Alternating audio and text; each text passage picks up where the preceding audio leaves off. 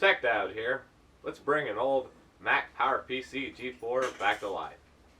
Today we're going to be installing Linux and using this G4 for modern day use. Well, is a G4 worth anything? Well, I don't know. You could pick these up at surplus sales and on the internet for probably around 20 to 50 bucks. Can they do anything worthwhile? Well, that's kind of debatable, but we install Linux.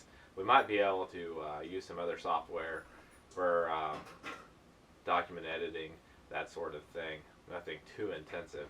This machine was made in 2000. It doesn't even use Intel chipset. It uses the IBM PowerPC.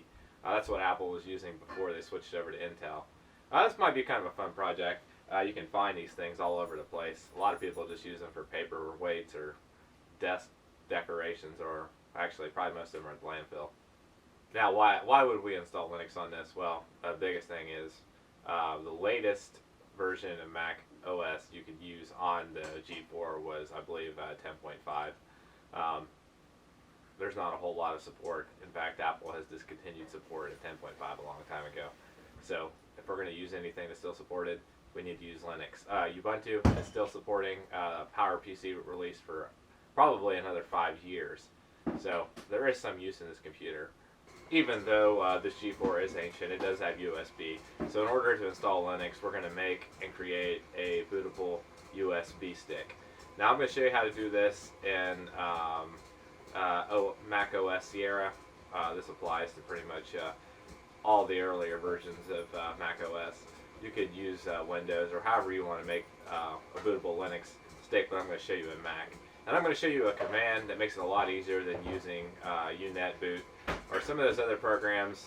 Sometimes they work, sometimes they don't. We're going to do this in the terminal. That way, it always works. I'm not going to say it always works, but it works a lot better than some of these programs that use graphic user interface.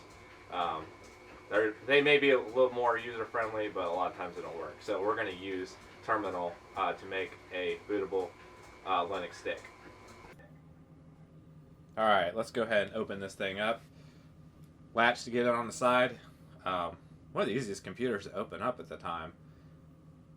Real clean layout. You can see here that the power supply fan as well doubles as a fan for the entire unit. Here you can see the CPU heatsink. This is actually a 466 megahertz processor.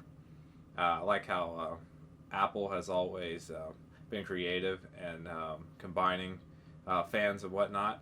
But for a computer of this age, and considering the proprietary nature of Apple products, I'm actually quite surprised how expandable this is. You can see all the extra slots here, and even an ATI Rage card. Now this is 128 megabyte of SD RAM on this ATI card. And here you can see expandable RAM. These are actually 256 megabyte sticks in this thing. Quite expandable. Now don't run this computer with the lid open because the CPU heatsink won't get any air because it's not next to the fan when the door's open. Just one thing to keep in mind. Again, check out all the cool expandability. Some other pictures here. Here's that ATI card. Now this is an AGP, so this is not even PCI, but it's kind of cool. A lot of expandability on the back. Look at all these ports. Alright, the first thing we need to do is we need to download a version of Linux that we're most comfortable with. In this tutorial, I'm just going to show you how to do this using Ubuntu. So open up your browser. What we're going to type in is just basically Ubuntu for PowerPC. Now we can look around. Looks like they have an image for trusty tar. This is the latest version. And what you're going to want is you're going to want to find a build that works best for whatever particular PowerPC you have.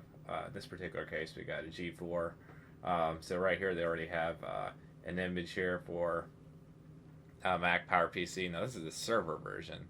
So we're not really looking for that. Scroll around a little bit until you can find one.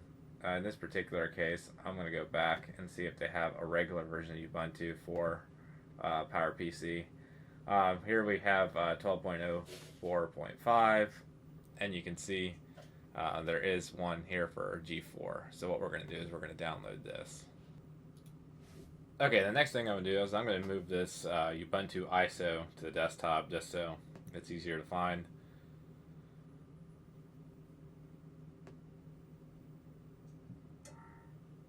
Okay, next thing we're going to do is we're going to insert a flash drive.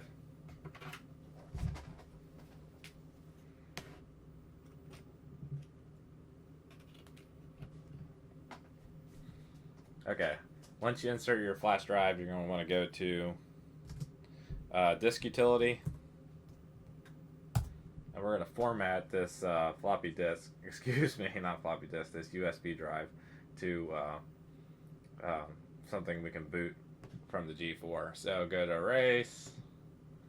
Alright, next thing we're going to do, let's make this MS-DOS FAT, and then make it an MBR, master boot record. You can name it whatever you want, but just go ahead and hit erase, and it'll reformat that flash drive. Next, we want to open up terminal. Go ahead and sudo in. This just essentially gives you root access. Alright, next thing you want to do is you want to see which the locations of your disks. So basically you just want to type in disk util and then list, and it's going to show you what drives you have. What we're looking for is the flash drive you plugged in there, because here in a minute we're going to want to unmount that disk, and also we're going to want to write the Ubuntu ISO image to that disk. So look through here, try to find the one that is your USB drive. Now what you can do is just plug it in, unplug it if you're not sure which one it is, just to see which one pops up. In this particular case, we have a 4 gig USB stick here as dev disk 2. Alright, the next thing we're going to do is we're going to unmount disk 2. So let's type in disk util unmount capital D on disk, and then the location dev dash disk 2. Okay.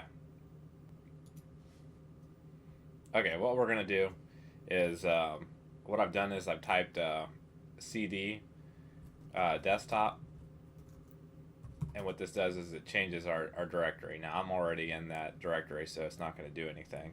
Next we're going to type in ls to show us what is on the desktop. That way we know what to type in when we're trying to set the right path. There's a couple easy ways to do this. You can actually just type in dd and then if equals, and then what you'll want to do is go over here to your Ubuntu image and drag it over. And it'll actually give you the complete path. So that's an easy way to do it if you don't want to type in the path all the way there. Okay, next thing we're going to do is use of equals, and this is going to be the path to the unmounted disk. So dev disk 2. And then finally set, a lot of people recommend just using a bs equals 1m. This isn't really all that important. Just make sure you just type that in like that. Now, if you type everything in, hit enter, what you're going to do is you're going to see this little gray square cursor thing here for a long time. What it doesn't show you a progress bar. Just give it about 10-15 minutes, and then when it's done, it'll show you that the USB flash drive has been successfally written to. Okay, the first thing you're going to do before you power on the G4 is insert the USB stick. Now you're going to want to, as soon as you hit the power button, press Command, Option, OF. Again, the Apple command button, Option, OF. Now what this is going to do is going to bring up a screen called the G4's Open Firmware. From this, you're going to enter some commands to boot from the USB stick. Now I'm going to put the commands below because they're kind of tricky. Essentially what you're going to do is you're going to use a boot command, but you're going to need to know the path to the USB stick. For me it was USB 0. For you it may be USB 1. So try both of those. Now what happens after you correctly put in the yaboot command, you'll be taken to another boot screen. Now this is actually the Linux sticks running, so you're going to want to type in the word install. Now once you do that, it's going to take you to, depending what version of Linux you're using. Now all the PowerPCs seem to have the same boot screen. It's going to load the kernel, and then it's going to ask you how you want it to install and all that. And once you do that, follow the instructions. You'll have Linux on your PowerPC.